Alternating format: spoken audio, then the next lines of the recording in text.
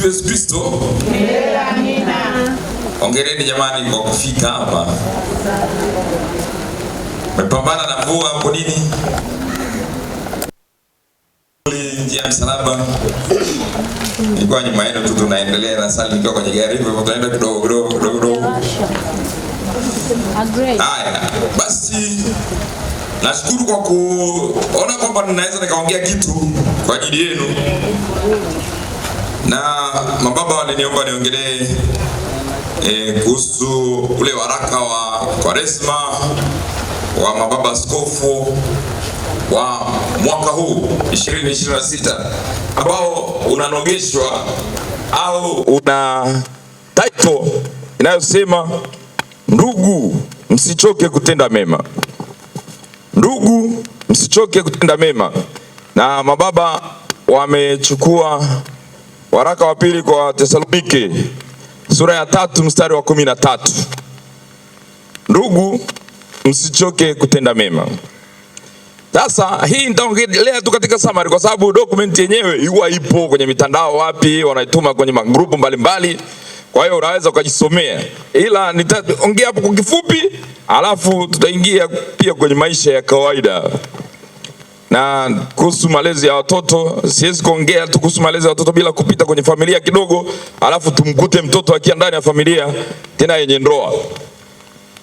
Kwa hiyo ujumbe wa mababa unasema msichoke kutenda mema. Ni kweli kwamba kuna wakati unaweza kufika mahali ukachoka. Hata kwenda kanisani ukawa una hamu hata ya kwenda kusali. Ikafika mahali hata kuna baadhi ya watu hutaki hata kuongea nao. Ukasaidia hata familia yako mpaka ikawa kama mzigo.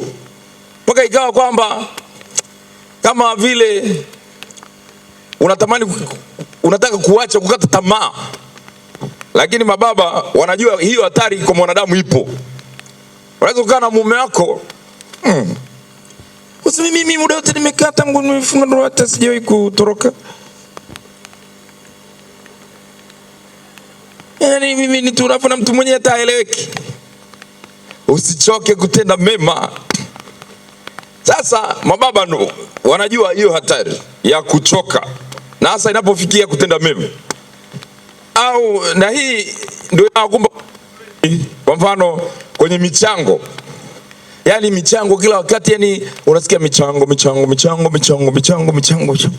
Sasa jamani hivi kwa nini kila siku ni michango? Leo tunakwambia ndugu usichoke kutenda mema. Wale ambao mnawachukia viongozi wa jumuiya,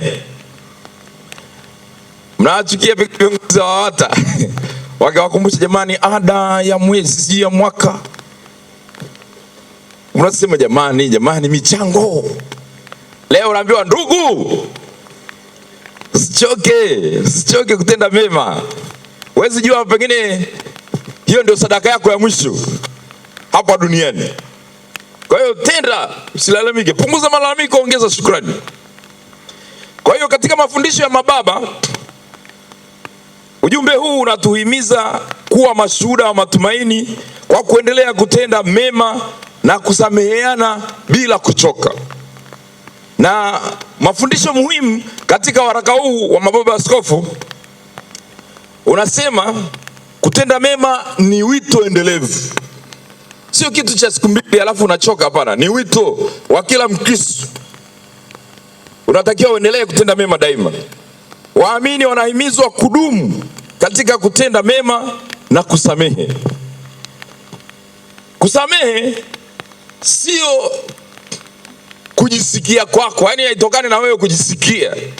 Yani hapo unajua ukisoma neno la Mungu vizuri utajua kusamehe ni amri. Ujue kusamehe ni amri, lakini ni agizo la Mungu kwamba msiposamehe ndugu zenu, vigezo na masharti hiyo. Sasa hata baba yenu wa mbinguni hata wasamehe ninyi. Kwa hiyo ni agizo, ujue ni agizo. Lakini sasa unaweza kuniambia baba nisamehe nini? Mtu mwenyewe naye msamehe, mbona hata ajali? Mtu mwenyewe kivurugi baba, yani unaongea leo anapiga magoti kabisa, anakuja anaita viongozi wa ukoo tunaongea. Lakini siku 2 3 huyo kule kule, baba mimi nimechoka, baba nimechoka, baba nimechoka. Ndugu, mnaelewa nyinyi ambao wamesema baba nimechoka, nimechoka, baba nimechoka? Nimechoka, naomba mniache nikapumzike. Leo mababa askofu, sio Father Kesi, wanakuambia ndugu, wakiungana na Paulo, usichoke kutenda mema. Kwa hiyo kutenda mema ni wito endelevu, sio kitu cha sio option. Yani ni wito, ni kama vile wito wa ubatizo. Unapokuwa Mkristo kuna majukumu yake.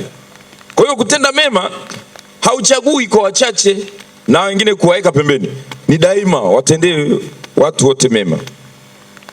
Matendo mema ni ushuhuda wa imani. Yani huwezi kusema wewe na imani alafu matendo yako yanaenda tofauti. Mababa hawataki hiyo kitu. Yani nasema jamani, mimi ni Mkatoliki, niko vizima kabisa. Sasa Ukatoliki, imani yako hiyo sasa lazima idhihirishwe kwa jinsi unavyoishi. Kwa hiyo matendo yako mema ndio kitambulisho cha Ukristo wako, cha Ukatoliki wako. Kwa hiyo waraka huu wa mababa unatuambia kwamba matendo mema ni ushuhuda wa imani. Mfano, ukimsaidia mtu maskini ni ushuhuda wa imani. Ukimsamehe mtu ambaye paka yeye mwenyewe uliyemsamehe anasema kwa kweli sikutegemea kama ningesamehewa, sikutegemea kabisa. Kwa mfano mfano mgumu, lakini katika kupita pita kwako pengine ulikuwa hata hujui unaenda wapi, ulikuwa tu na shughuli zako tu, ukaamua tu kupita kwenye kichochoro fulani, ukakuta gari la mume wako limepaki katikati ya kichochoro. Masikio na nini hapa? Ngoja tuone. Unaamua tu kufuatilia kwenda bwana, unamkuta kumbe amepaki gari kwa kibinti fulani hivi. Akikuwa baada ya kukuona tu tap, akashtuka, akaanza kutetemeka. Wewe mwenyewe unaambia mume wangu tulia, tulia. Japo umepaniki moyoni, lakini unataka kumuonyesha kwamba hamna noma, wewe tulia. Si upo umekuja kusalimia? Wewe si mwanadamu, salimia watu. Ingaje hiyo ni fimbo. Maneno kama hayo ni mabaya, yanaumiza. Sasa au zaidi ya hapo, pengine ukamkamata sehemu nyingine ya hatari zaidi, ambayo yani Mungu akiamua kuyafunua unaweza ukashangaa. Sasa ukimkuta vile, unakaa chini, unatafakari, anakuumiza, unawaza, lakini kwa sababu ya jinsi unavyosali na jinsi unavyofikiria pia wewe mwenyewe unasema kwa kweli, Mungu, kitu kizuri, acha tu nimtangazie msamaha huyu mume wangu, acha tu nimtangazie msamaha. Unamwambia mume wangu, kiukweli nimeteseka sana, lakini mimi ni Mkristo, sina budi kukutangazia nimekusamehe. Wewe mpaka yeye mwenyewe anasema we, siamini, nilikuwa najua kabisa nimeisha, sitaambiwa chochote, utaondoka uende nyumbani. Lakini unashangaa kwamba hujaenda nyumbani, umemsamehe, umemtangazia msamaha. Ukifanya hivyo, yani umetoa ushuhuda mkubwa sana wa imani. Labda nikupe story ile aliyosema Mtakatifu Francisco wa Sale. Alisema kuna mama mmoja alikuwa na mtoto mmoja tu wa kiume. Huyu mtoto alikuwa anasoma chuo. Mama yeye yuko nyumbani tu kijijini. Ni story ya kweli. Sasa siku moja huyu kijana akawa ameenda mjini. Alipoenda mjini, kukatokea maandamano kule mjini, watu wakapigana. Bahati mbaya yule mtoto akapigwa, akafa. Alikuwa mwenyewe tu. Sasa kati ya wale vijana walikuwa wanapigana, kurushiana mawe na nini, wakawa wamekimbia. Walipokimbia, wengine wamechafuka damu. Wawili wakaenda nyumbani kwa huyu kijana aliyekufa sasa, bila kujua, lakini hawajui kama ndio mama yake. Walipofika pale wakamwambia, wakamwita, bibi, tunaomba utuhifadhi hapa kwako kwa sababu tulikuwa kwa mjini tumepigana, kuna vijana na kuna kijana mmoja tumemuua. Kwa hiyo tunaomba tujifiche hapa kwako kwa sababu watu wanatutafuta. Basi yule bibi akamwambia, basi ingieni hapo ndani, ingieni uvunguni wa kitanda. Wakaingia ndani kule. Wakiwa kule, muda si muda taarifa zikaletwa nyumbani. Wakaja wazee watatu hivi wanatembea. Wakamkuta bibi yuko nje anapepeta, sijui ilikuwa ni maharage au tuseme labda ngano, vyote vile. Alipomkuta akamwambia, mama, tumekuja lakini hatujaja vizuri. Nakumbuka somo lao nasema, ibarikiwe miguu inayoleta habari njema.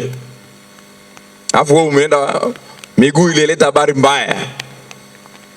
Wakafika pale, wakamwambia, mama, kwa kweli tunakuambia tu yule mwanao leo alikuwa chuoni lakini alienda mjini. Bahati mbaya hatunaye tena. Kuna vijana wamempiga huko na inaonekana wametoroka, hata tujui wako wapi. Taarifa hizo zinatolewa. Kumbuka wale vijana wako uvunguni. Yule mama akataka kusema, sijui niwaambia baba tuwatoe huko tuwaue, lakini kitu kikamwambia, hapana, ukifanya hivyo watapigwa hapa, utapata faida gani? Utapoteza wote. Basi akajaribu kuvumilia, katulia, akasubiri wale watu wakaondoka. Walivyoondoka, yule bibi akaingia ndani. Alipoingia ndani akawakuta wameshatoka uvunguni, kumbe walisikia. Wakapiga magoti. Wakawa wanaambia, tunaomba utusamee. Bibi, tunaomba utusamee. Basi bibi akamwambia, kwa nini mmemuua mwanangu? Kwa nini? Wakasema, bibi, tunaomba utusamee. Bibi akasamee. Akakumbuka ile Injili, wapendeni maadui zenu, wasameheni wanaowaudhi. Akaona Mungu, hii ni ngumu kumeza. Wanasema siku hizi ni ngumu kumeza, ni ngumu. Lakini moyoni akasema kwa nguvu, nimewasamehe. Kwa shida akapiga kelele ili maumivu yatoke, nimewasamehe. Baada ya kusema vile akapata nguvu. Akaenda akafungua begi la mtoto wake, akawatolea nguo. Akamwambia, chukueni, vaeni, badilisheni hizo zenye damu. Wakabadilisha. Baadaye akawapa nyingine, akamwambia, nendeni. Wakaondoka. Baada ya kuondoka, huyu bibi usiku akiwa amelala, mtoto wake akamtokea katika ndoto, anang'aa. Akamwambia, mama yangu, leo umefanya jambo jema kiasi ambacho mpaka malaika na watakatifu wamesimama kushangilia. Ulipoamua kuwasamehe wale vijana walioniua mimi mwenyewe nilikuwa na dhambi zangu, nilikuwa naenda toharani, lakini nimeenda moja kwa moja mbinguni kwa sababu ya tendo ulilolifanya la kuamua kuwasamehe wale walioniua mimi. Sasa mama yangu, nakuambia kwamba usihuzunike, kwa sasa hivi mimi niko mbinguni, ni mtakatifu. Sasa nitakuwa nikikuombea. Na story yangu kaishia hapo. Sasa nawaulizeni, ni wangapi hapa wangemfanya kijana aende toharani? Tuko wengi. Ni wangapi hapa wangeweza kusimamisha watakatifu na malaika wapige vigelegele mbinguni kwa sababu ya roho ya kusamehe? Sasa kipindi cha Kwaresma, pima moyo wako. Kuna mambo yamekuumiza, mababa wanakuambia mwanangu, usichoke. Ndugu, msichoke kutenda mema. Hii inaweza kuwa ni ngumu sana, ninavyoeleza hapa hivi inaweza kuwa ngumu, lakini jaribu kuvaa viatu vya huyu bibi sasa, ambaye alikuwa na mtoto mmoja tu. Au waza wewe ni mama ambaye ulichelewa kupata mtoto, ukampata mmoja tu kwa shida, na wakati unahangaika naye bodaboda akamkanyaga akafa. Utamsamehe boda?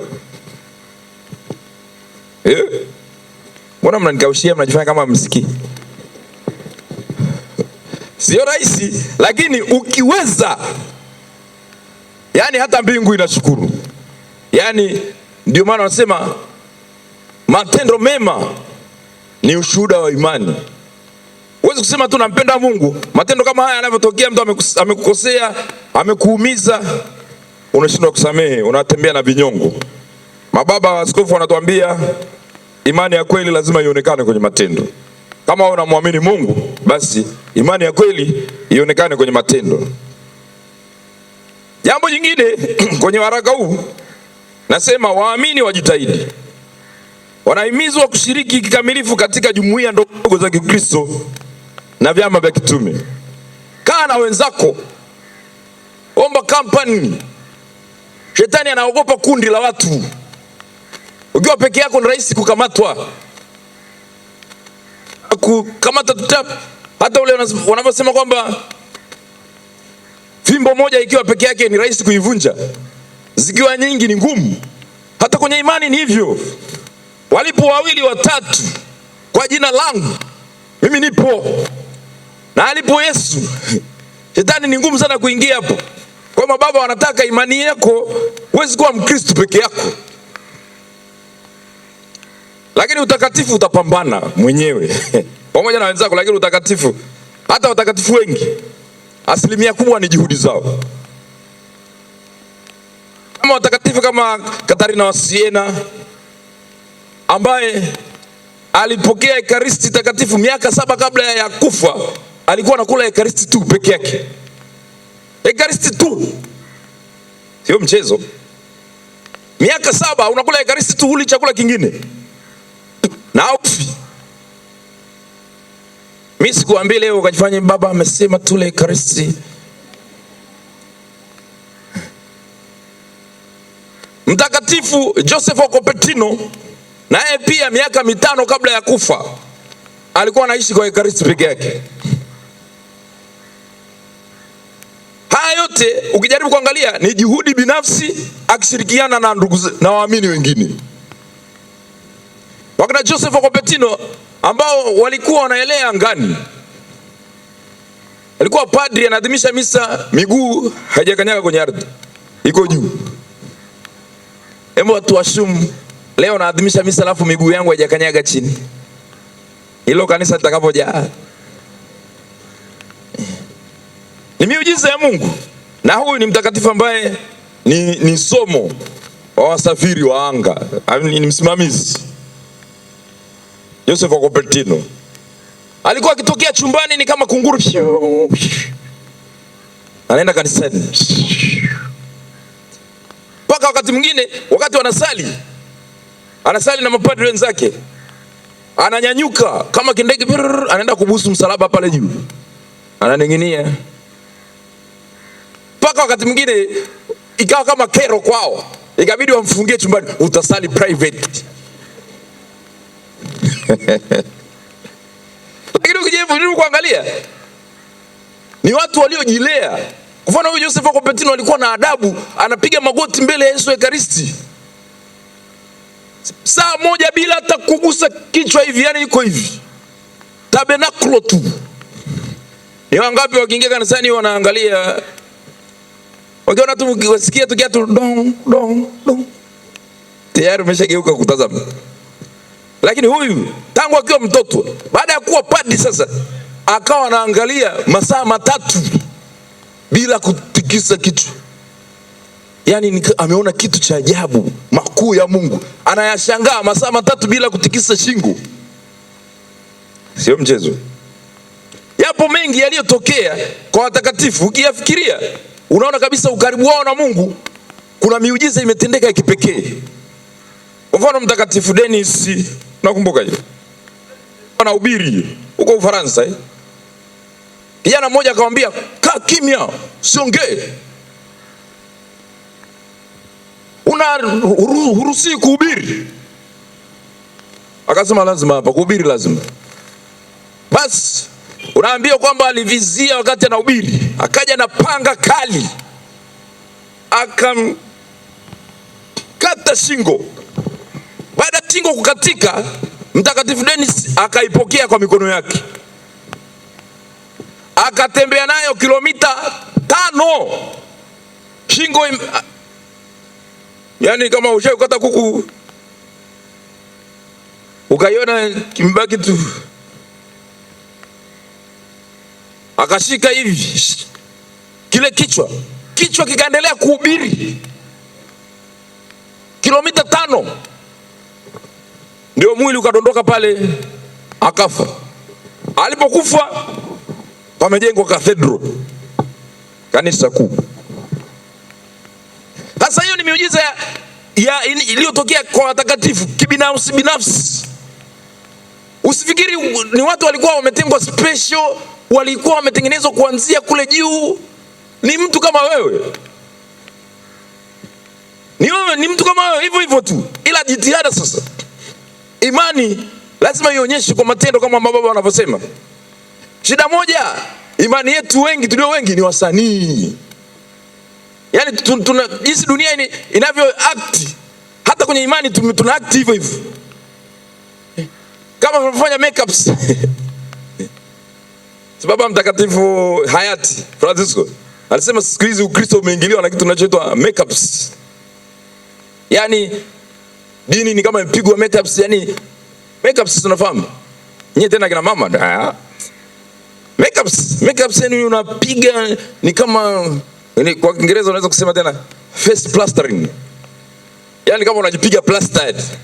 Nyumba imejengwa alafu unaamua kupiga plaster, ambayo sio dhambi. Ndio vidiko unasema vidiko si vitu vya kina mama. Kurekebisha na nini. Sasa unaweza kukutana na mama, yani amepiga hivi akaweka na vitu vingine, unaangalia kama kinyau kimelamba damu.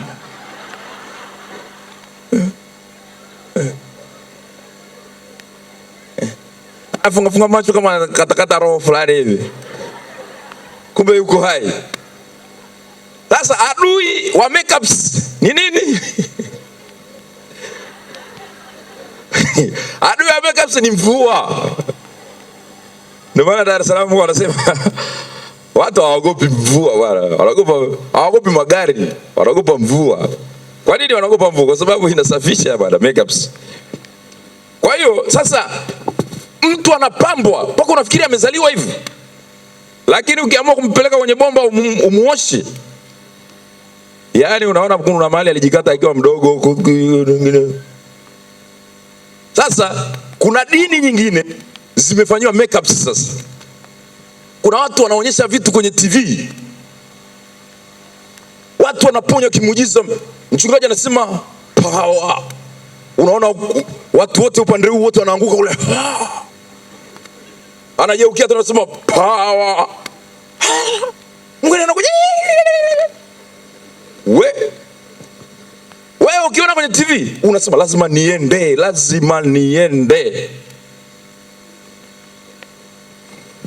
Kumbe ile ni makeups. Ni kama unavyomuona mtu sasa amejipaka hivyo unafikiri amezaliwa hivyo. Hajazaliwa hivyo, hayuko hivyo. Ni tofauti. Kwa hiyo epukeni maisha ya imani ya makeups.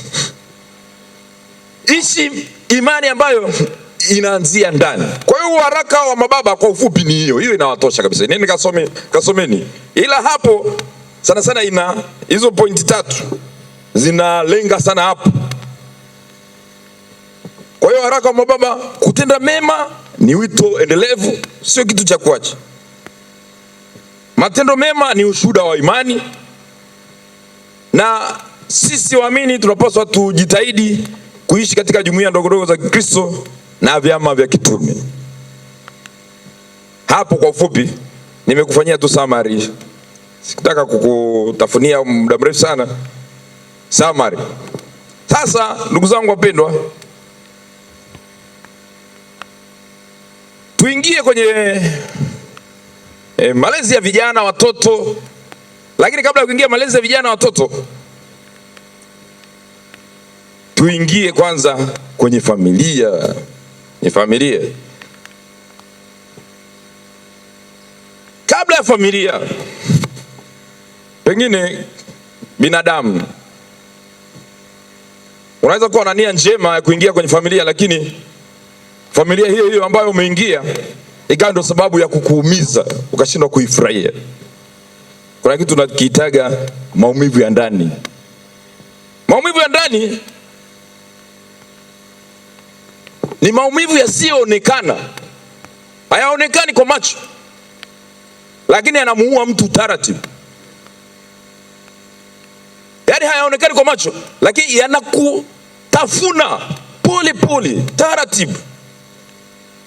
Na ukitaka kuelewa vizuri, tusiongee tu kutoka hewani. Injili ya Mathayo sura ya 5 mstari wa 25 mpaka 34. Yule mwanamke aliyekuwa anatokwa na damu, niambie maumivu aliyokuwa nayo. Alikuwa hawezi kumwambia mtu. Ametumia pesa, ameenda kwa watu matabibu, wamepambana, amepoteza pesa zake na hakupona. Fikiria maumivu aliyokuwa anatembea nayo. Na kuna wengi wanatembea na maumivu kama hayo siku hizi na hawana mahali pa kuyatolea.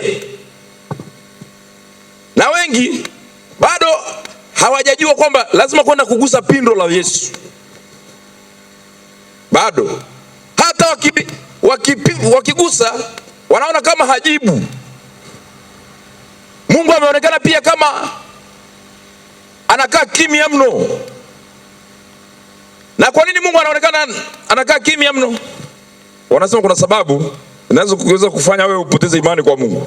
Sababu ya kwanza ni kuomba vitu vipya tu kwa Mungu kila wakati na kusahau hivi ulivyo navyo vimetoka kwa Mungu. Yaani kila siku ukipiga magoti unaomba vitu vipya. Mungu, ninakuomba niongezee tu baba huu mtaji. Ila huu ulionao unaona kama sio Mungu amekupa. Unaona kama ni juhudi zako. Hapa ndio unakorofishaga hapa. Kila siku ukipiga goti unaomba kitu kipya. Unasahau vyote ambavyo amekupatia. Yaani viko vingi ambavyo amekupa unavyo mkononi, lakini huvioni. Huoni kama ni yeye amekupa. Kwa sababu huoni kama ni yeye amekupa, unaona hana nguvu. Unataka kipya. Atakapokupa kipya ndio utamhalalisha kwamba wewe una nguvu. Asipokupa unapoteza imani. Lakini tunaalikwa tujue kwamba imani yetu inatakiwa tujue vyote tulivyo navyo vinatoka kwa Mungu. Kitu kingine ambacho kitakufanya usione kama Mungu yupo ni kutaka zaidi. Nakumbuka ishara kwa injili ya juzi nadhani Alhamisi. Kutaka ishara. Yesu amefanya mengi mazuri, lakini umeshindwa kuona, unataka zaidi. Kutaka ishara. Lakini kitu kingine kitakufanya uone Mungu hayupo ni wasiwasi. Skepticism. Kwa skeptical. Mtu wa mashaka. Ni Mungu kweli? Na wasiwasi.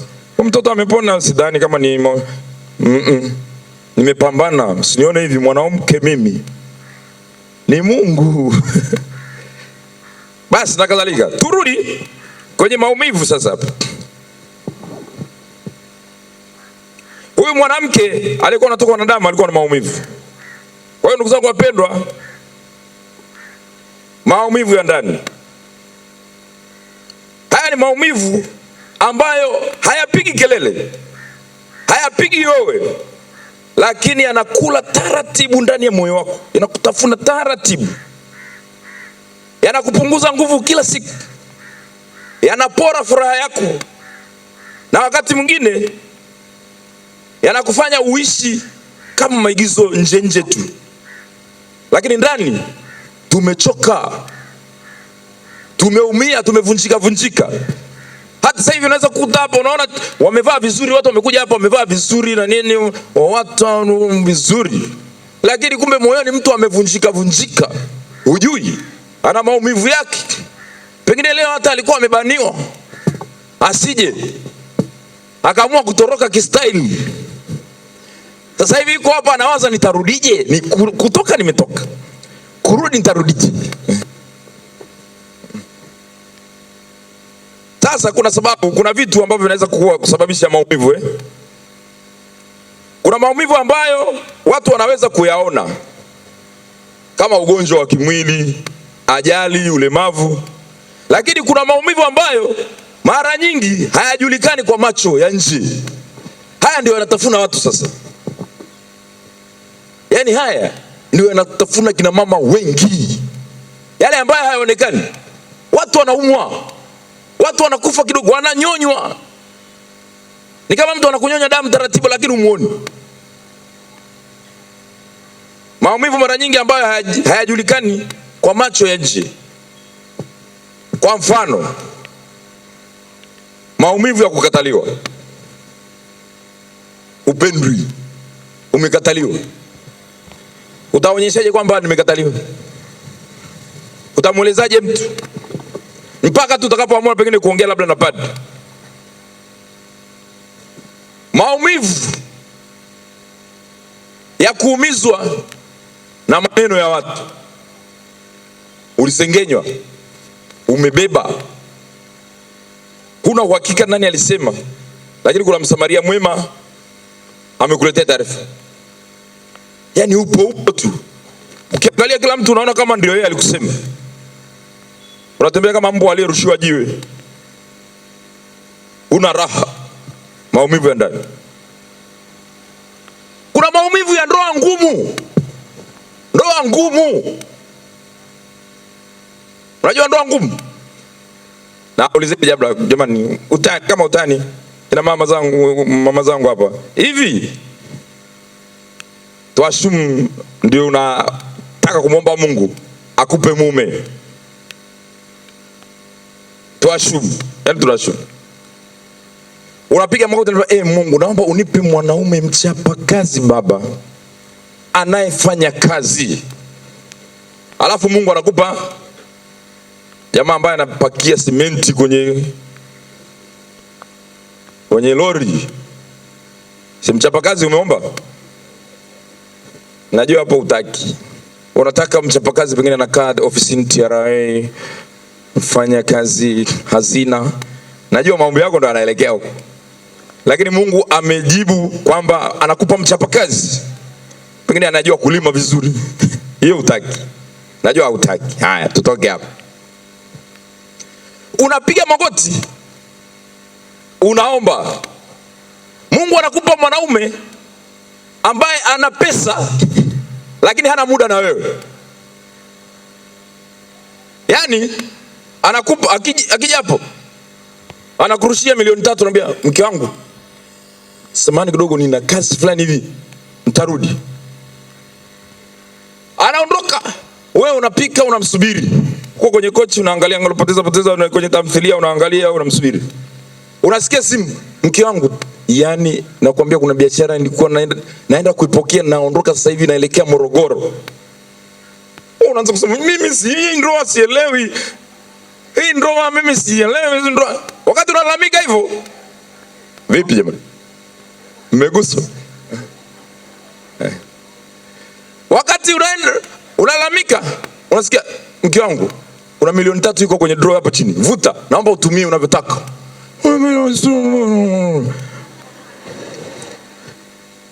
Haya. Basi nasema kesho narudi jioni. Kwa hakika narudi jioni. Mke wangu nakuja. Wewe umemisi.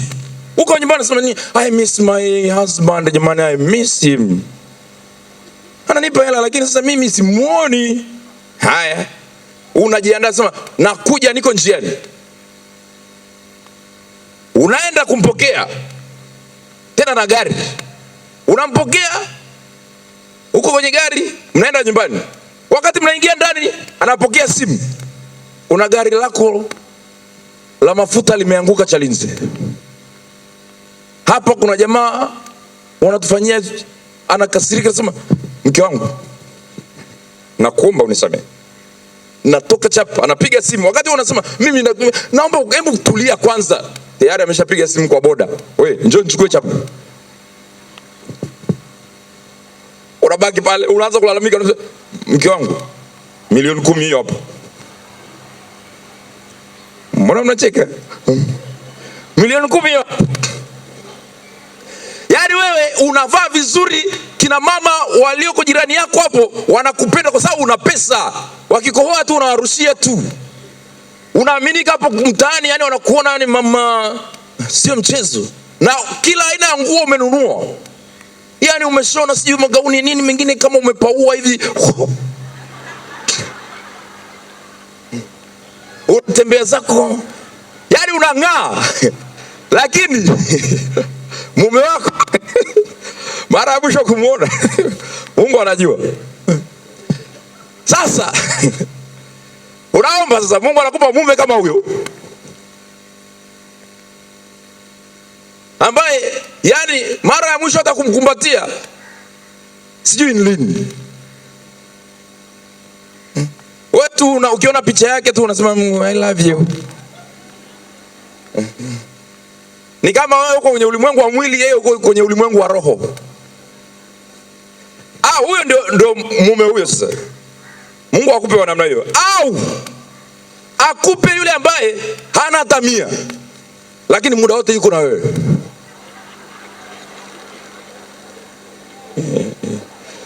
Wakati unapika yeye anaosha vyombo.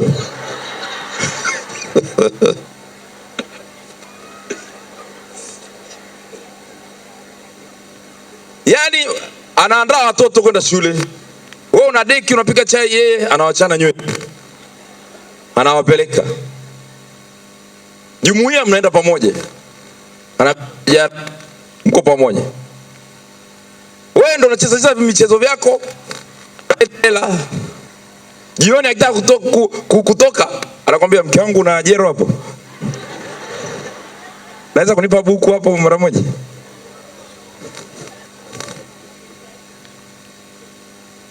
Yani yupo saa zote. Wakati mwingine anakufulia, yupo, lakini hana hela. Ndio nawauliza mama zangu wapendwa, unataka yupi? Semeni ukweli, semeni ukweli. Unajua, semeni ukweli na Mungu awaone. Mbona amueleweki? Mimi sijasikia bwana. Mwenye hela mwenzenu. Mmesema ukweli, Mungu amewasamehe dhambi zenu zote. Wewe chezea mkwanja wewe. Jamani, nikianza kuwafundisha uwaka nitawapa hii siri. Naambia wazee, tafuteni hela. Chanzo cha matatizo kwenye familia zenu, mnagombana pengine kwa sababu pesa hamna. Haya mambo ya kumkopa mke wako mke wangu unaweza kuniombea milioni 2 hapo nitairudisha baadaye. Anachelewa kuirudisha. Vita vinaanza. Baba John, naomba urudishe hela za watu. Naomba urudishe hela za watu. Hurudishi, hutaniona huku ndani, hakutakalika. Nichezee. Baba John anajiangalia, Mungu wangu, hata kupata nusu yake ngumu. Mmelala kitandani, atasubutu kusema samani. Anaanzia wapi? Akikugusa tu, lete hela za watu.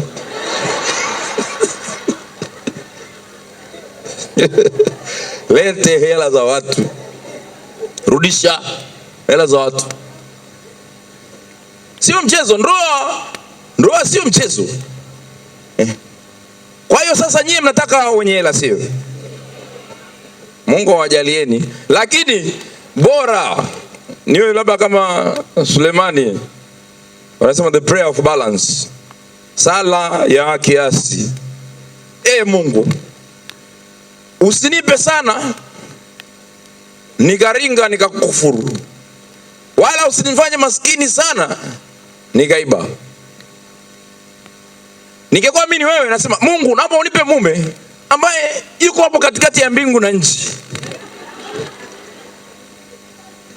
ambaye si tajiri sana wala sio maskini sana, ili tusije tukakukufuru. Lakini najua moyo unasema nataka mwenye hela wewe. Ndio maana kuna msemo unaosema ingekuwa hela zinakaa kwenye majani, amini zingekuwa zinakaa kwenye mti, ungekuta wanawake wengi wameolewa na nyani. Yaani hela zingekuwa zinakaa kwenye mti, tuseme kwenye mwembe kule juu, nyani tu anaruka dakika moja ndio kukuletea. Nasema wanawake ni utani, lakini kwamba wanawake wengi ukuta wameolewa na nyani kwa sababu si mnataka hela, nyewe wenyewe mmesema mnataka hela.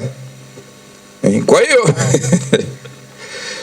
kuna ndoa zenye maumivu, zenye matatizo kwa sababu ya mambo ya hela, uchumi uko chini, wanapambana. Turudi, nimesema ndoa ngumu.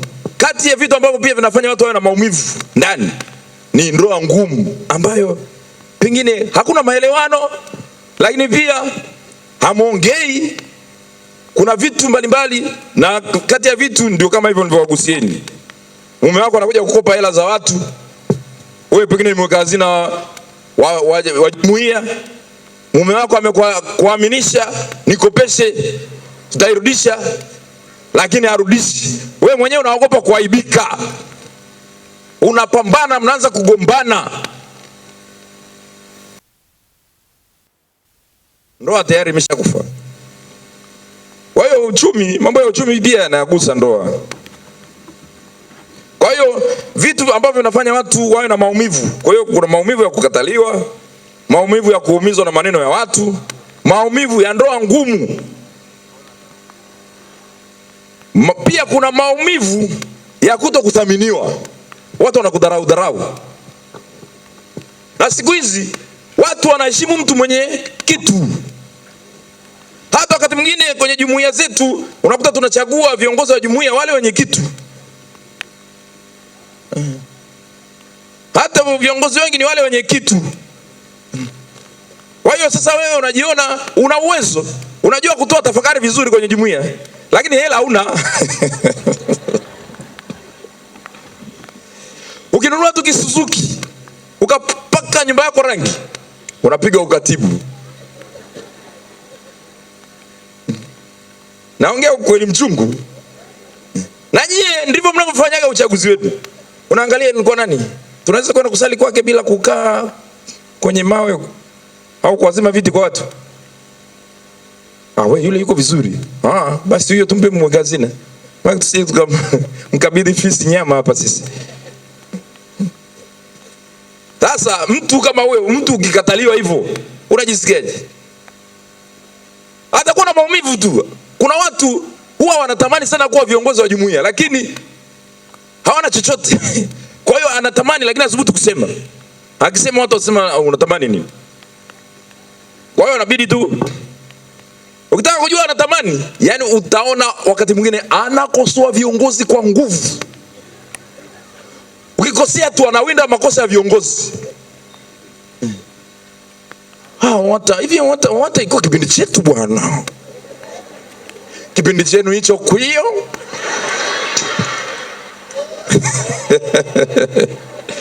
Tulia wewe, kwa sababu umekosa tu bwana. Wewe tukae.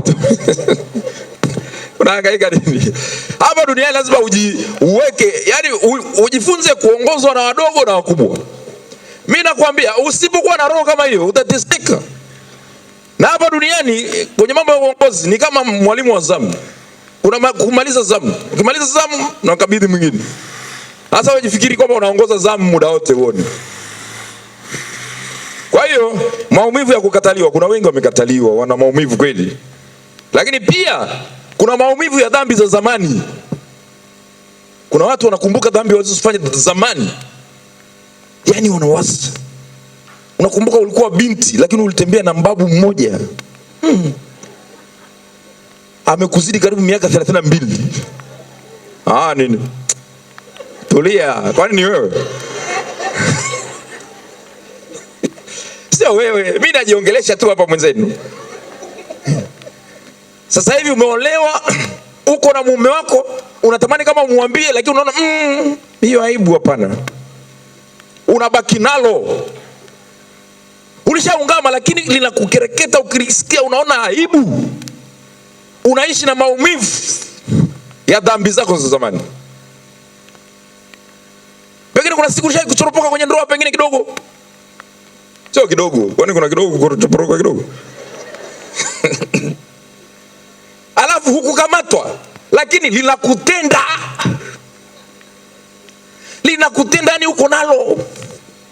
Ulishaungama lakini uko nalo tu. Unasikia mume wako anasema, jamani, yani siku hiyo nikukamata umenisaliti na kuua. Moyo unasema, Mungu wangu angenikamata siku ile nguta alishanimaliza. Unabaki nalo, asije akajua. Kwa hiyo unatembea maumivu. Haya apigeki kelele, lakini watafuna watu taratibu. Yani ni slow motion. Na wengi wapo kwenye hali kama hizi. Maumivu ya dhambi za zamani unaenda nazo. Kitu kingine, maumivu ya kuishi na siri nzito moyoni. Na hii inakamataga sana wale wanaofanya kazi serikalini. Sitatoa siri za Barcelona. Wale ambao mnafanya kazi serikalini, mtakutana na siri nzito, mtakaa nazo. Unajua kabisa ukitoa hii siri italeta ukombozi, lakini unajua ukitoa maisha hauna. Kwa hiyo unakaa nayo, Bwana nateseka, navumilia tu.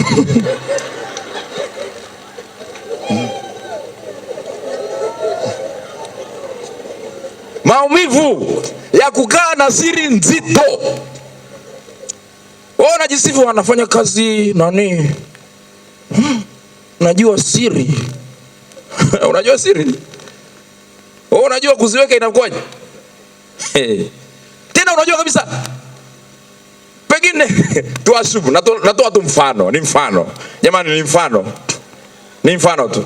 Unaangalia kwenye TV, unaona mama fulani analia, namtafuta mwanangu. Lakini wewe unajua yuko pale, yuko sehemu fulani. Lakini umeutulia tu. Naweka siri la baraza la maaskofu, sijui ile nani. Ni mfano, nimesema mfano.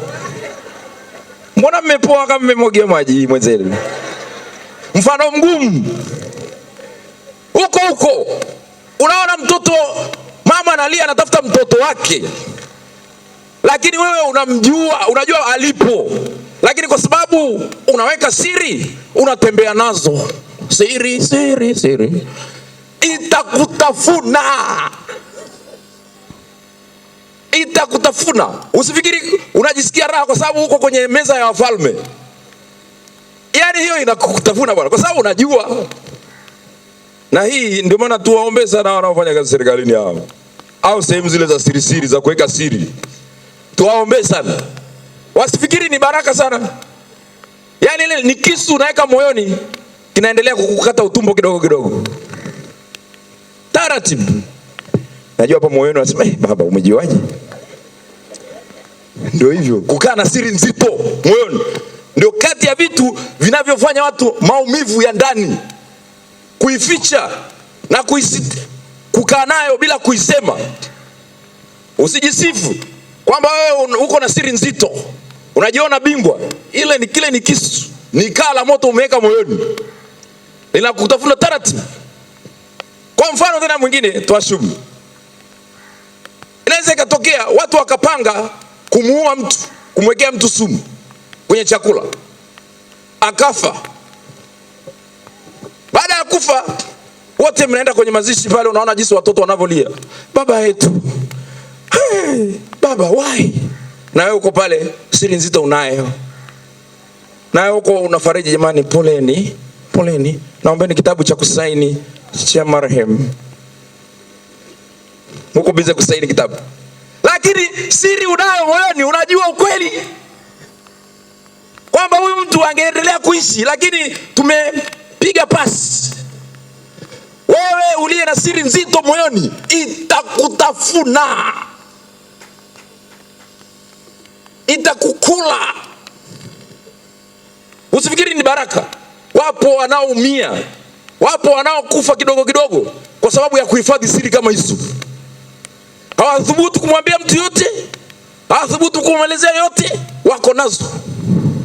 Hata mume, hata mke hathubutu kusema, yuko tu kimya. Na anakwepa kukaa kwenye makundi ya watu ili isije ikatokea amefungua mdomo bila kujua. Akakutana na watu wanabishana, akaikuta ameshachangia. Anakaa kama nyati aliyejitenga na kundi. Maumivu ya kuhifadhi siri kubwa. Haukujua hivyo vitu. Wengine hukujua. Wewe uko unajisifu tu unafanya kazi viwango vya juu. Lakini kufanya huko kuna madhara. Madhara yapo. Ukaa na siri nzito. Mnapanga ajali ya mtu. Mtu anakufa kwa ajali, watu wanalia.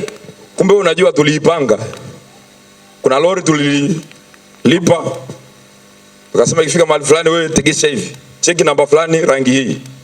Hakikisha kitoki kitu. Na unajua. Na unaenda kwenye mazishi. Na unamuona mjane wa watu jinsi anavyobebwa, analia. Amelegea miguu. Wengine anaomba Yesu. Yesu. Yesu, lakini wewe umeuchuna pale hivi. Wewe unabaki salama. Unajifanya umeweka siri. Kama nimesema vibaya, toa ushahidi wa neno baya. Lakini kama nimesema vyema, mbona mnawaza hivyo? Ni utani tu. Ni utani na ukweli ambao hauna mkopo wote. Kwa hiyo ndugu zangu wapendwa, mwanamke mwenye kutokwa na damu alikuwa na siri moyoni. Alipona tu baada ya kugusa pindo la Yesu. Ili kupona lazima kupita kwa Yesu. Lazima ujitahidi kupita kwa Bwana wetu Yesu Kristo. Injili inatuambia na mwanamke mmoja mwenye kutoka damu muda wa miaka 12 alikuwa ameumia kwa matabibu wengi, kwa mikono ya matabibu wengi, akatumia vitu vyake vyote alivyokuwa navyo, wala hakupona hata kidogo, bali hali yake ilizidi kuwa mbaya. Huyu mwanamke alikuwa na maumivu ya mwili, damu inamtoka, mwili umechoka, nguvu zimepungua, maumivu ya ndani. Yote haya. Kwa ndugu zangu wapendwa, hata sisi tulioko hapa tuna maumivu yetu. Pengine haya aliyataja kuna ambayo yanakuhusu, kuna mengine hayakuhusu. Lakini yapo yale ambayo hayapiki kelele, ambayo hujawezi kuambia watu. Ni kuombe. Ni jukumu lako sasa la kukaa na wenzako wakusaidie kwenda kugusa pindo la Yesu. Kaguse. Na ukigusa pindo la Yesu, manake utakuwa tu salama. Utakuwa salama. Maumivu ya ndani yapo, huwezi kukwepa. Lakini ndugu zangu wapendwa, ili kuyamaliza ni vizuri kusogea karibu na Yesu. Na yeye ukishasogea karibu na Yesu, atakwambia tu mapendo kwa Mungu na kwa jirani. Atakwambia acha wasama, kuwa mtu wa ukweli. Umeajiriwa huko, watu wakutazame waone bado wewe ni Mkristo Mkatoliki. Ishi hata kama unafanya kazi na watu ambao sio wa dini yako, kaa nao, waangalie, wajue kabisa kuna kitu tofauti. Huyu mtu ni mkweli. Wewe ni mama ambaye upo katikati ya vikao, unaona kabisa huu mkutano unapanga kumuonea mtu. Simama. Sema jamani, huyu mnamuonea, huyu mfanyakazi mnataka kumfukuza, mnamuonea. Kuna mtu anataka kumweka ndugu yake, anamtafutia mtu kisingizio tu. Unaosema ukitaka kumuua mbwa, unaanza kumtungia jina baya. Huyu mbwa anaiba ili upate sababu ya kumuua. Sasa wewe ukiwa kama Mkristo Mkatoliki, ni vizuri imani ya ushuhuda sasa. Simama uonyeshe mimi ni Mkristo na imani yangu naielewa. Wengi mnakazana kulinda vyeo vyenu. Wengi mmeacha watu wanaonewa, watu wananyanyaswa kwa sababu ya kuogopa kuongea. Hapo kila mtu ajipime mwenyewe. Jitahidi kufungua mdomo, umpe Mungu sifa na utukufu. Wakati mwingine wanasema mti ulionyoka ulioko msituni huwa ukai muda mrefu, wewe unakatwa. Ile miti iliyopinda pinda msituni inakaa muda mrefu sana. Lakini mti ulionyoka wakati mwingine kwenda pengine kutengeneza mbao. Na ndivyo ilivyo watu wema walioko kwenye jamii, hawakai muda mwingi. Watu hawapendi kukaa na watu walionyooka. Wanataka tu miti iliyopinda pinda tu. Watu ambao wanawasifia uongo. Walionyooka huwa wanakatwa wakatengeneze mbao. Basi ndugu zangu, kuhusu maumivu ya ndani nimegusa hapo kidogo. Haya, turudi kwenye ndoa sasa jamani. Ndoa kidogo lazima tuseme kitu hapa. Ndoa na chanzo pia cha vurugu au kuvunjika kwa ndoa. Haya ndio maumivu ya kina mama walio wengi. Na kwenye ndoa hii tutamkuta kijana hapa, malezi ya watoto. Ndugu zangu wapendwa, chanzo cha kuvunjika kwa ndoa. Siku zote tunajua ndoa ni zawadi, ni agano, ni sakramenti na ni wito wa upendo wa kudumu. Lakini katika ulimwengu wa leo, ndoa nyingi zinavunjika, familia zinaporomoka na watoto wanabaki na majeraha ya maisha. Katika kutafakari kwetu ndugu zangu, nitajikita hapa kuhusu neno la Mungu, mafundisho ya kanisa na pia kwa jinsi jamii na falsafa za siku hizi zinavyofanya maisha ya ndoa yapate majeraha. Kwa haraka. Moja kati ya kitu ambacho kinafanya watu kwenye ndoa wasikae salama, kukosekana kwa msingi wa kiroho. Mathayo sura ya 7 mstari wa 24 mpaka 27, Yesu anasema juu ya nyumba iliyojengwa juu ya mwamba na ile iliyojengwa juu ya mchanga. Wanandoa hawana msingi wote wa kiroho. Watu wamekutana huko tu, walikuwa wanaangalia movie pamoja, wanaoana. Kila mtu ana formation yani ana movie vyake. Kuna watu wake anawaamini. Yani Mungu yuko tu kama ni kama kitone tu cha kuongezea tu. Mnakuja kukaa pamoja kama wanandoa, mtaishije wakati ndoa ni maagano matakatifu? Ndio maana ndoa hazikai, kwa sababu watoto waliotoka kwenye familia hawana msingi wa kiroho. Kitoto huko kilikuwa kinalelewa kama yai. Wewe mama unayelea sasa hivi unalea mke wa mtu na mume wa mtu, au padri na sister. Ujue hilo. Huyu mtoto unayemlea kimayai, huyu binti wa kike huyu ambaye unamlea kimayai hivyo, atakuja kuwa mke mzuri kweli? Saa zote anakuja, mami I don't feel well, sijisikii vizuri. Naambia mwanangu njoo, unaanza kumshika kichwani. Una shida gani? What happened? Unajua mami sijisikii vizuri. Okay, basi hebu kachukue ice cream pale. Pengine upoze tumbo lina joto sana. Anapozwa na ice cream. Mke wa mtu huyo anaandaliwa. Mke wa mtu anapozwa na ice cream. Kitoto, yani kila kitu kikitokea mami. Mtoto wa mama. Sasa huyu mtoto wa mama huyu, inatokea hata kiolewa, ameanza maisha na mume wake, kikitokea kitu, simu, mami leo sijaachiwa hela. Mami nakwambia leo sijapendwa, yani hata sijaambiwa, yani I don't feel, yani mimi natamani nakukumbuka mama yangu jinsi ulivyokuwa unanilea. Ameolewa na fundi garage tu ashumu. Fundi garage ana muda gani wa kubembeleza fundi garage? Ni mfano. Kila kinachotokea simu ni kama kitu, nikiripoti ni mimi Sam Mahela. Mwandishi wa habari sasa. Yaani kila kitu kwenye familia, ameolewa mtoto lakini hajatoka nyumbani kwako. Ni kwa jinsi atamwacha babaye na mama yake. Unajua atamwacha. Jamani kina mama, atamwacha babaye na mamaye. Atamwacha. Naombeni muwaache watoto wenu wakiolewa. Waacheni, wapeni time wakatengeneza. Hivi wewe uliolewa, mama yangu ulioko hapa, niambie ukweli. Wewe nani alikuwa anakufuatilia? Sema ukweli hivi. Wewe kwanza ulifanya jitihada mwenyewe tu. Ukamcheki ukaona kama jamaa anaeleweka, ukaamua kujibebisha. Pengine hata alikuwa hakupendi, lakini jinsi ulivyokaa jamaa akukatiza. Ukasema huyu nakufa naye. Najua anavuta sigara lakini nitavumilia hii harufu. Sio mchezo kuvumilia sigara. Ukute mume wako anakunywa na anavuta sigara. Ujiandae kisaikolojia. Ndio maana hata mimi mwenyewe nafikiria, nasema kwa kweli wanandoa unajua wana uvumilivu. Unajua nyinyi ni mabingwa ujue. Unajua nyinyi mko sio mchezo.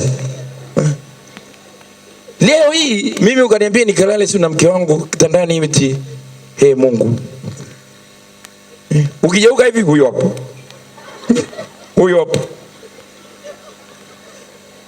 Bora basi ukae naye akiwa vizuri. Wewe ni mume wako anavuta sigara afu ni mlevi. Haya, harufu ya sigara, harufu ya pombe. Wakati mwili umeingiza carbon sana, huwa ucheua, unatoa. Yuko hapo. Bahati mbaya amerudi amelewa. Kwa hiyo kuoga hajaoga. Kwa hiyo kuna jasho la kutokuoga. Kuna nguo pengine hazijafuliwa. Alafu kuna harufu ya mdomo. Alafu kuna kulala pamoja. Ndio msalaba wako unakaa naye. Mimi nakumbuka vizuri nilipokuwa mdogo. Nilikuwa naenda misa asubuhi. Kuna wale wazee walikuwa wanavuta sigara, wanakunywa pombe. Unakuta na wao wamekuja misa asubuhi. Unakuta nimekaa katikati ya wazee wawili. Wote wanakunywa na mwingine anavuta sigara. Huko katikati kama mtoto. Ukijigusagusa hivi unasikia wanakufinya wewe. Sasa ukisikia kengele imegonga pade naingia. Unasikia wanaanza wimbo nitajongea. Wakifungua tu nitajongea. We. Na huyu anapokea huko furaha yangu na huko hapo katikati. Ngoma inatoka huko na nyingine inatoka huko, upo katikati. Ukijaribu kushika pua hivi kama vile unazuia, unafinywa. Hebu kaa vizuri. Behave.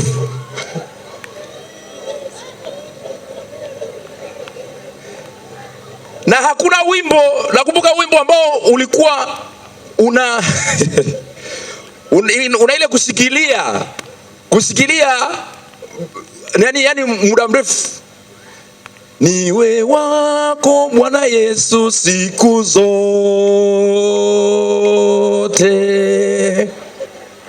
Umeanzisha? Ameshindwa kujizuia, analetea mkwanja mwenzenu.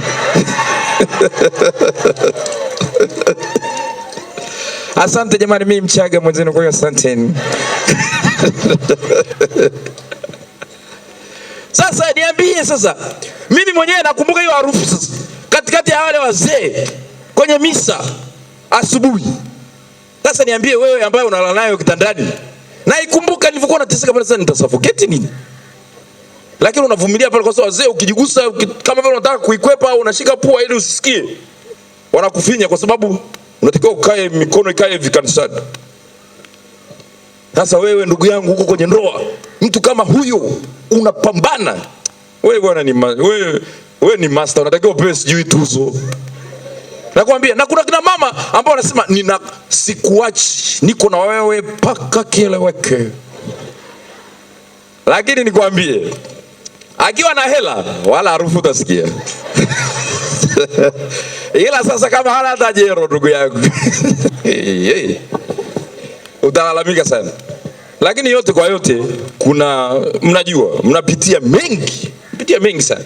Lakini mimi nawasifu wanandoa, nawasifu kweli. Kuna mambo mengi mnavumilia ambayo hata wakati mwingine mimi mwenyewe kama padri nasema kwa kweli sio mchezo. Mnajitahidi, mnapambana.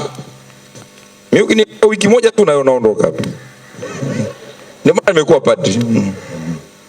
Kwa ndugu zangu wapendwa, turudi sasa. Katika ulimwengu wa leo ndoa nyingi zinavunjika, familia zinaporomoka na watoto wanabaki na majeraha ya maisha. Katika kutafakari basi nitatumia neno la Mungu kama nilivyowaambieni.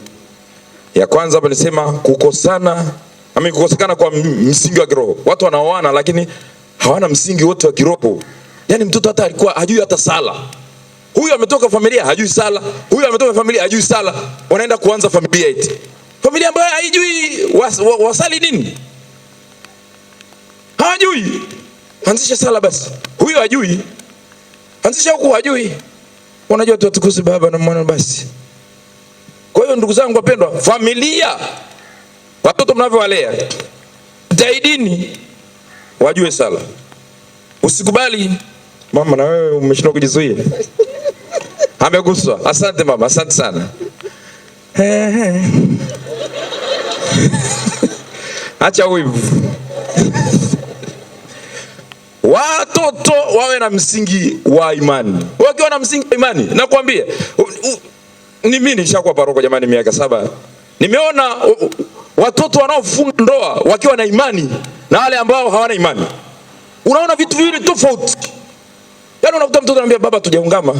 Akija kwenye mwangu anakuuliza, wanakuja na kuhoji, baba hebu tuambie tukifanya hivi na hivi na kwaje. Wakiingia kwenye ndoa hata wakikaa kidogo, wakiona changamoto wanakuja kuuliza. Hawashtakiani. Lakini ndugu zangu, mama zangu, hawa watoto mnaolea sasa hivi, leeni vizuri mkijua kwamba ni familia ya baadaye. Kama usipokuwa makini, unatengeneza bomu linakuja kukuteketeza.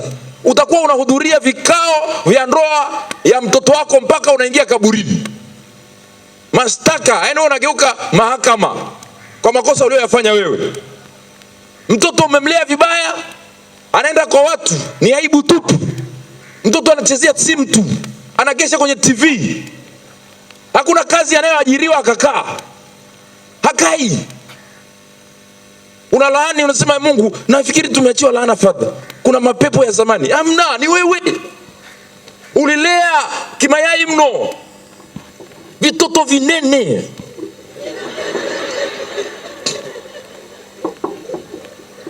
Vipo kama vinguru, yani kila kitu kipo. Kwenye friji kachori, sambusa, sijui vitu gani. Yaani wewe mama ulikuwa unaikaga vitu kama hivyo wewe. Wewe ulikuwa unakulaga vitu kama hivyo. Watoto wenu ni wanene, yani ni wanono. Mtoto anapata pressure na kisukari, yuko darasa la 3. Hawazi kulipa ada wala nini. Lakini mtoto ni mnene. Anavaa suruali 43. Au kikaptura. Kinatembea tu hello. Kusalimia akijui. Unakuja naye kuja kumsalimia padri. Unamwambia we, kwani hujamsalimia? Great father. Unasikia? Hi. Unaniambia mimi padri hai?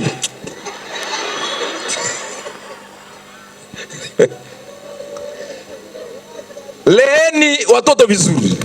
Hivi vyakula mnavyowapa, mama asante kwa mkwanja. Hivi vyakula mnavyowapa mkidhani kwamba mnawapenda, mimi nawaambieni, mweni makini.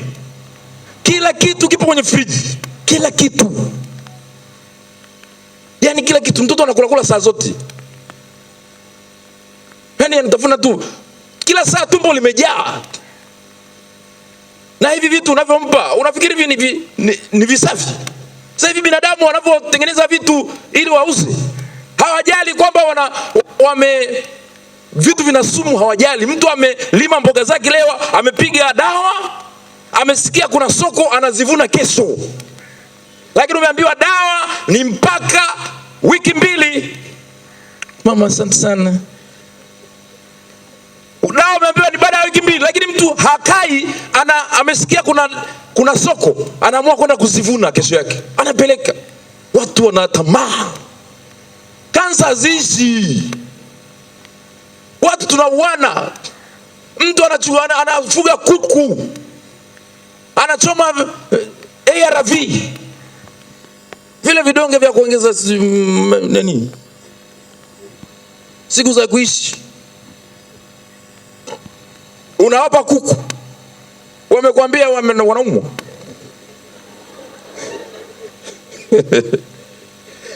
Kuku juzi tu, hata mwezi haujaisha, vinono viko. Unauza paja huko kwenye sherehe, unachukua paja liko kama hii mic nono, unakula paka unakufunja vile vifupa. Kitoto kinakula hivi vitu kama hivi. Watu wananenepa hovyo. Unafanya mazoezi kila siku Jumamosi paka unachelewa misa Jumapili, kumbe unakula hovyo. Watu hawana huruma na afya. Watu wanauza nyama, wanapaka formalin, ile dawa ya kuhifadhia maiti ili nzi wasije hapo. Ndio binadamu. Watoto ndo wanakula hovyo vitu kama hivi. Sasa vitoto vinene vimejaa. Watoto wameiba madaraka yenu, wanawapangia nini chakula hivi? Jamani, mimi nachekaga sana nikisikia eti mnaambiana eti mtoto anasema, Junior, what are you going to eat today? Junior, tuambie tunataka kula nini leo? Junior anasema, Mami, today I want chips. Naona watu wamekuja kimpango hapa. Mmeguswa? Mami, today I want chips. Eti leo mimi nakumbuka kule kijijini unaniambia eti baba yangu anakuja kuniuliza au mama ananiuliza, mwanangu leo tule nini? Mungu. Mimi nauliza nipange ratiba ya msosi. Yesu mwema. Yaani kula usile. Kuna ndizi zimepikwa na magadi na maziwa. Kataa uone. Kama wewe ni mwanaume, kataa uone. Kataa. Sijui, labda sisi ndugu zangu huwa naongea kwenye mtandao, pengine wataelewa. Naelezaga sana. Sisi tuliotoka kwenye familia za chini tunajijua. Mimi nimetoka familia ya chini sana. Chini kabisa. Chini, umezaliwa watoto 13. Watu wa chini. Kwa hiyo vile vita vya kifamilia navijua vile. Tunawekea chakula hapo, watu 6. Sahani iko hapo. Ugali wa moto. Mboga sio moto sana. Mchicha sio mbaya sana. Ila ugali ni wa moto. Nyama mmewekewa hapo, mnazihesabu kwanza. Unahesabu, alafu ikibaki moja mnakatiana. Alafu baada ya hapo sasa ni kama kengele inapigwa. Darang. Speed yako ndio itakayo kuokoa. Yaani sasa pale mnaenda kunawa, ukirudi unapiga pale. Unakula, unaangalia hivi, unashangaa ukimya umetawala. Mnaangaliana. Wakati unamwangalia mwenzako, unaona chozi linashuka. Maana ndani kuna kitu kinaendelea, hiti kali. Mtu anakula kabisa, unaona anaungua na kuangalia hivi. Si familia bwana, mimi wanaelezea hivi vitu sio kwa fun, lakini nikijaribu kuwaza nilikotoka, jinsi maisha sisi tulivyokuwa tumelelewa, yani kuwa kama masoja fulani hivi. Sisi tunajua tumeteseka sana sisi. Sisi tunajua sisi tunatakiwa tupewe tuzo. Nyie mama zangu mlioko hapo, unajua mtakiwa mpewe tuzo. Naambie, nyie ni majembe. Mmevaa nguo moja dada, nguo inaenda misa ya kwanza, inarudi inakuja kuvaliwa, inarudi misa nyingine. Mimi nakumbuka kaka yangu anakuja na kaptura, anaivua ya moto, mimi naivaa, anarudi misa inayofuata. Familia zetu hizo. Unakula hapo kama ni wa mwisho, unaona umezidiwa, unaanza kulia. Mimi wameninyima chakula. Mama anakuambia njoo. Unaitwa jikoni. Unapewa sufuria ile ya ukoko. Aka vimchuzi pale na nyama kidogo. Anakupa hiyo, ni mali yako binafsi. Private sector hiyo. Unapita nayo mbele ya watesi wako.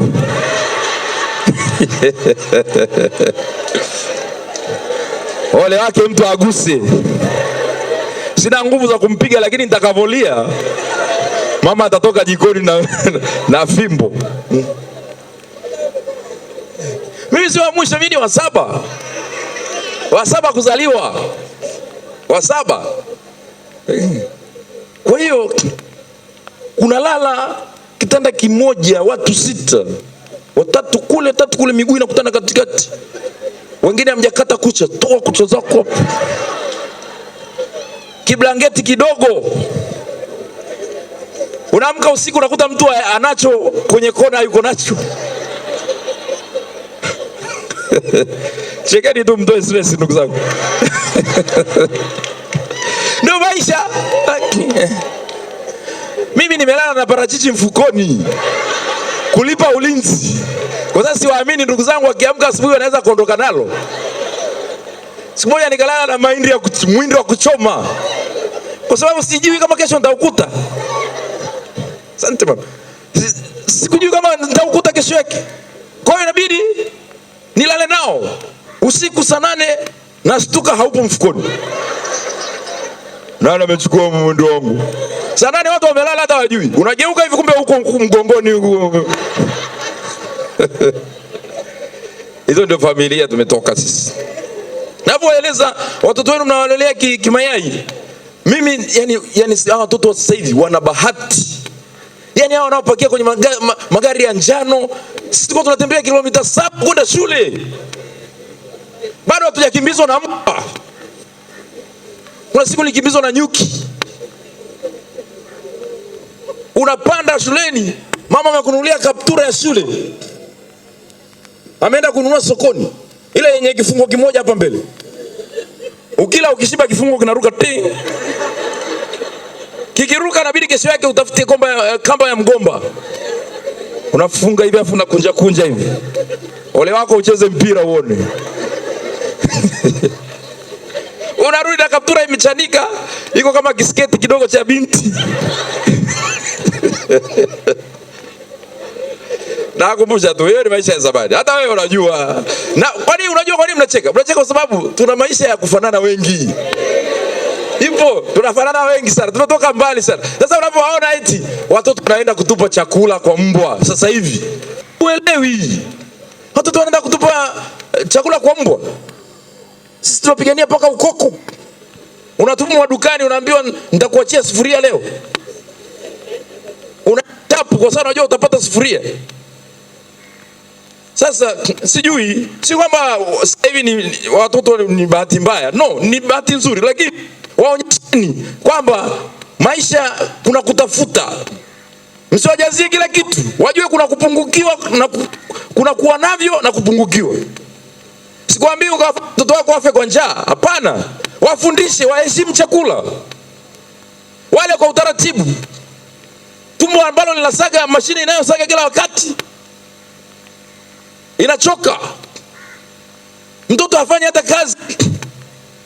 Yani yupo tu hata kirudi, mtoto unalea mtoto hawezi hata kuosha vyombo. Darasa la 4. Dada njoo. Dada njoo. Unapenda mtoto huyu? Yani yuko hapo majani yameota paka mlangoni. Mtoto anashinda kuyang'oa. Lazima uite kaka. Kaka kuna majani huku sasa. Mwache mtoto wako ng'oe, mwache afyeke. Si kwa sababu wewe huna hela. Hapana, ajifunze maisha. Maisha yako hivyo. Watoto wenu sasa hivi wana A. Wana yani A. Wanaongea Kiingereza vizuri. Lakini maisha ya kawaida 0, hawawezi kuishi na watu. Hawawezi. Wanaweza kaishi na wewe tu. Ndio maana tunakuta watu sasa hivi kazini. Wakurugenzi wengine hawaongei. Wanatesa tu wafanyakazi. Kwa sababu hawajui kwamba kuna kutesekewa. Hawajui. Hawajui huyu mfanyakazi uliye naye na yeye pia na watu nyuma yake wanamwangalia. Hawajui. Yeye ashazoea kupata kila kitu kwa mama. Anakuja kazini anadharau watu. Haongei. Ni waliopata A. Wana A za makaratasi lakini kwenye maisha ya kawaida 0. Ndio hiyo ilipo sasa hivi. Ndio maana unakutana na kina mama ambao ameishia la 7 lakini anavyokupangia maisha. Unakutana na mtu eti ametoka India kwenda kwa further studies.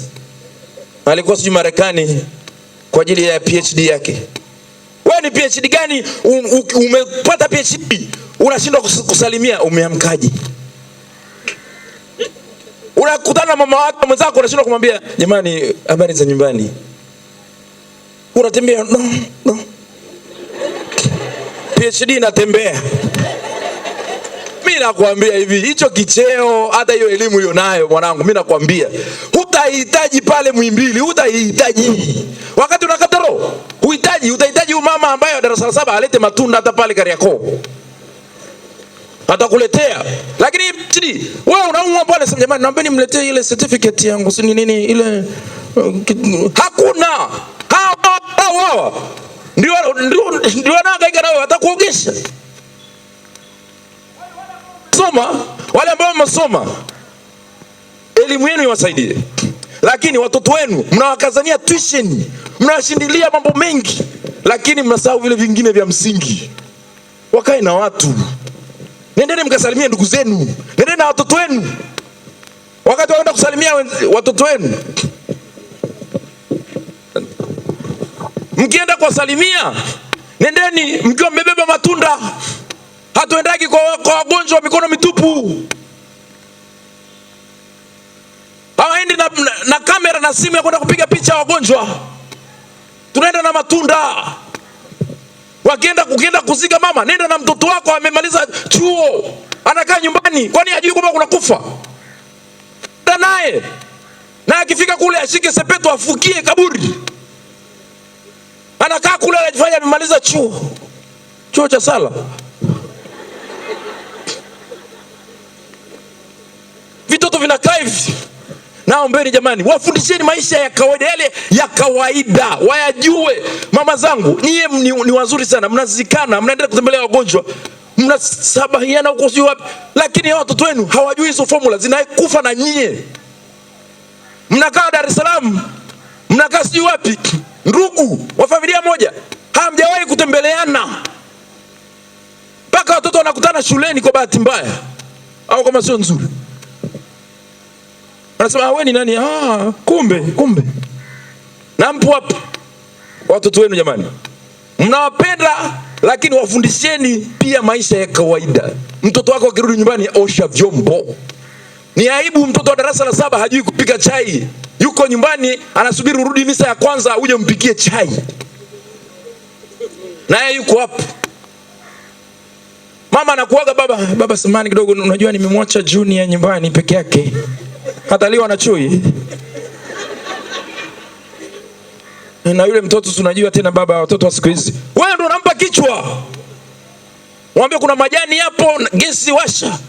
Lipua hata nyumba basi tujue hata umefanya kazi ya kulipua nyumba. Mama zangu, naombeni. Kuna watoto mmewalea na wasiwasi kama watakuja kuwapeleka hospitali. Mimi nawaambia. Na wasiwasi watakuwa busy na simu, watakuwa busy na kompyuta. Sijui kama watawapeleka Muhimbili kwenda kukaa pale, wavumilie kukaa na wewe bila kucheza na simu. Gesi itaisha pale, oxygen itaisha, jamaa yuko busy na simu, utakufa pale. Kwa sababu hajajifunza kumtegemeza mwanadamu mwenzake. Yuko busy na simu chumbani. Mmenielewa vizuri? Mnawapenda watoto wenu, lakini upendo mnaoonyesha na mashaka nao. Watoto wa kiume mnawaacha chumbani wanakaa wenyewe tu. Unamuita tu wakati wa chakula, akimaliza anarudi.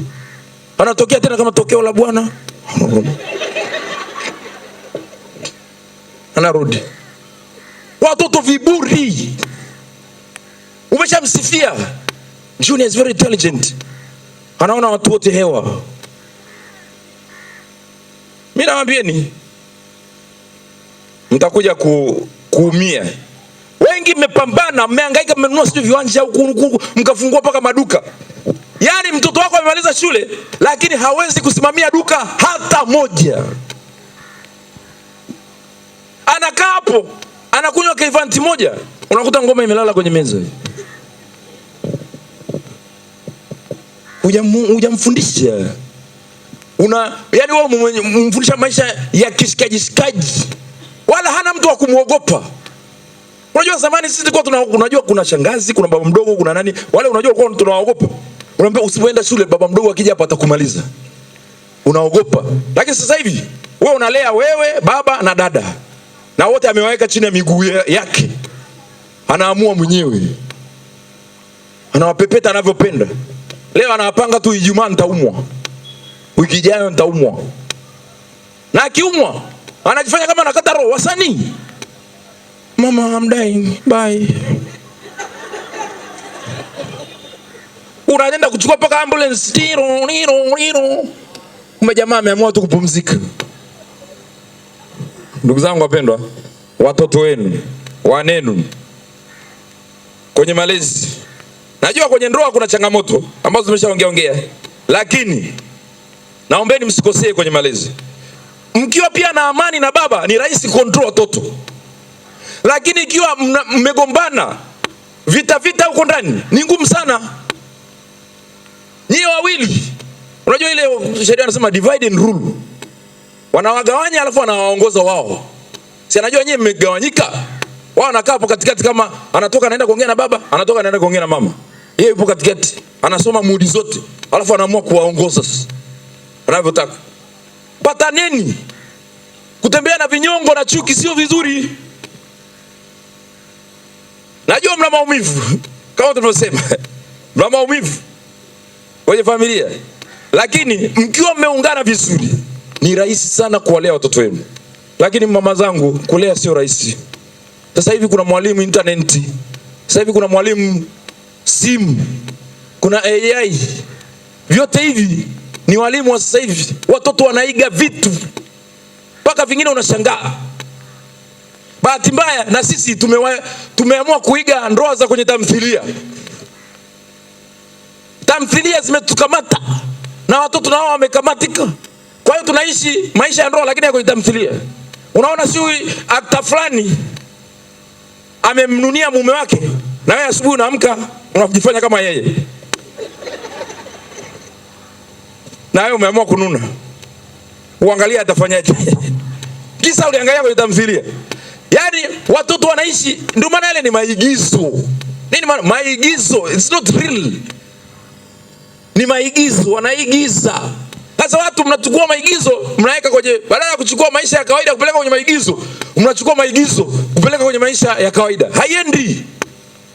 Watoto wanafikiri nikiolewa nitakuwa na mume wangu ambaye anakuja atanikuta tu nyumbani na nini.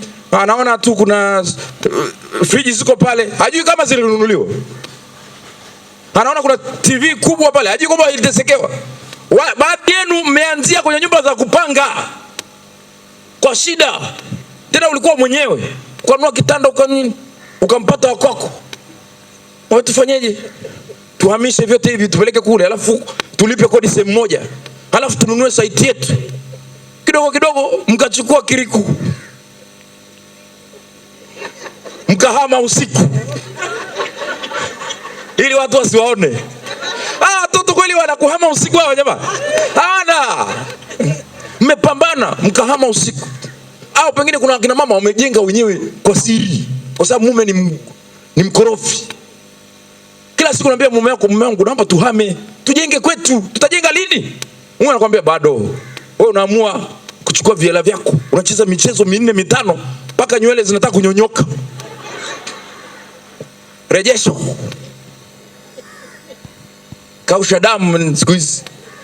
Yote hayo ili tu uwe na maisha mazuri. Yaani kuna kiakili fulani kina mama wanacho ambacho najaribu kuangalia hapo mbele. Hawa jamaa wa AI hawa sijui wanaweza akajifungua mtoto wakatafuta mtu wakampa alafu wakasafiri. Itafikia mahali hata kanisani wanamlipa mtu akasali kwa niaba yake. Nice. Kwa ndugu zangu wapendwa, kengele imegongwa, mdomo umezidi. Namalizia.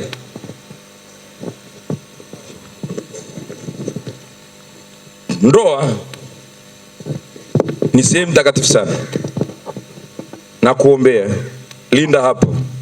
Ukiwalinda hapo, hata watoto, hata ninyi wenyewe mtakuwa na afya njema. Kuvumilia ni muhimu. Mawasiliano ni chombo muhimu sana cha kuunganisha ndoa, lakini msisahau kusali. Mimi nawaambieni, hata kama muongei, sauti zenu zikisikika kwenye sala, kuna hali fulani ya hasira inapoteaga. Na nishawahi kuambieni, ndoa ni sehemu ambayo wakati mwingine maadui wawili wanaishi, lakini kabla hujaondoka nyumbani lazima uhakikishe adui yako anakula. Yaani wewe na mume wako muongei, lakini unashangaa mume wako anakuachia hela. Ushawahi kumwachia adui yako hela ale ili apate nguvu ya kuendelea kununa? Ni ndoa.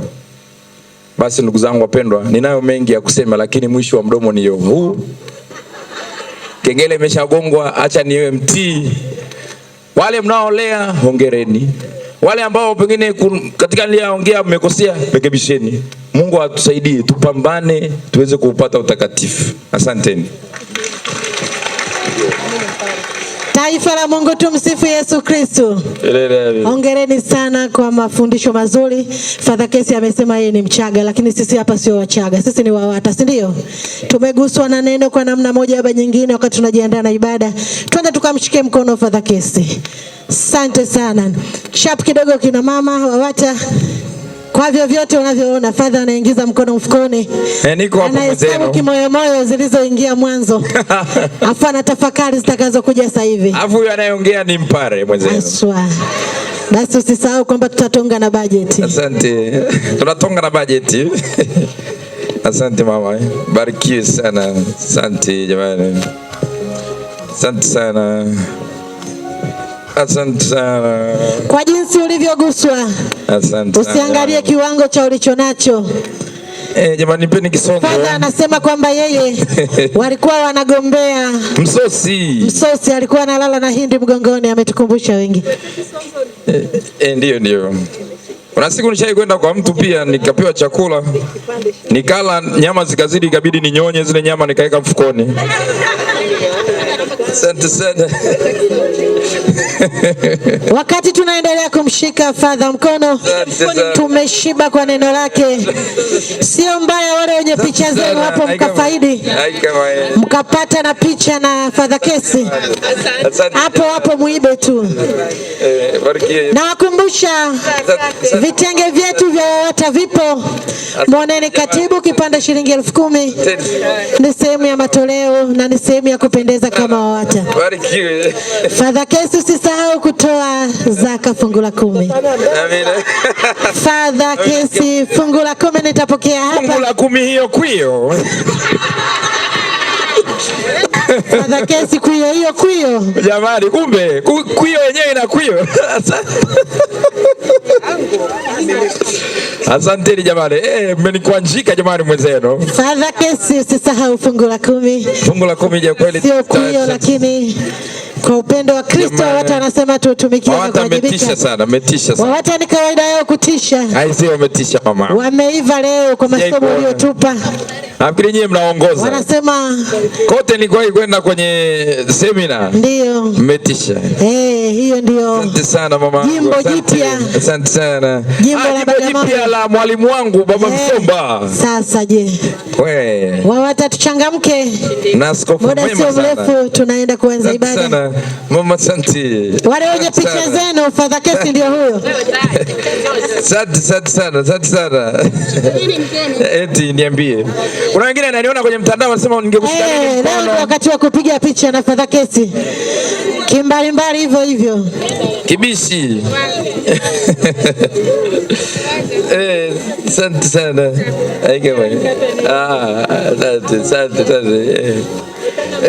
Asante. Huyu ndio Father Kesi.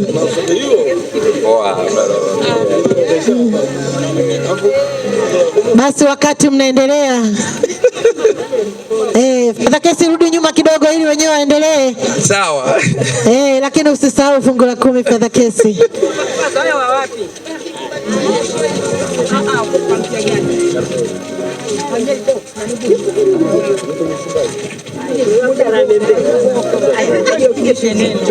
Jamani, baba askofu watoto wanatusubiria.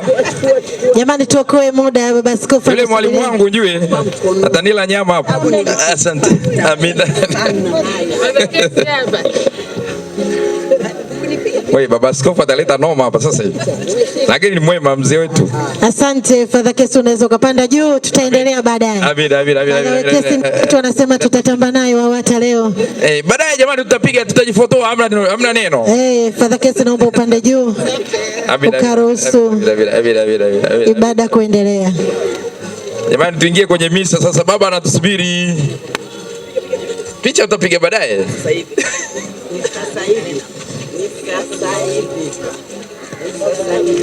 Naomba mara moja.